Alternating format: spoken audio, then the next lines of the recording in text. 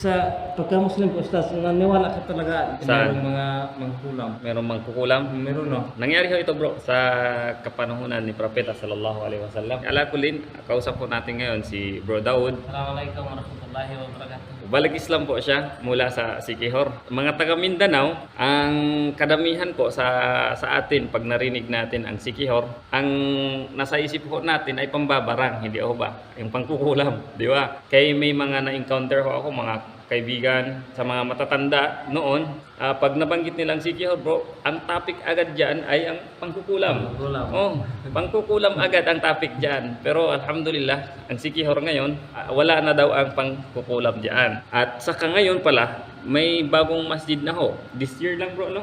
Itong taon lang, na nagkaroon na ho ng masjid ang Siquijor. Totoo ba ang pangkukulam? O kaya meron ho ba ang pangkukulam sa Islam? Nangyari kay Propeta sallallahu alaihi wasallam, kinulam ho ni Labid ibn al-Asam. Si Labid ibn al-Asam, Yahud. Paano siya kinulam? Ang Propeta sallallahu alaihi wasallam, meron siyang kasambahay na Yahud. At itong kasambahay, anong ginawa niya?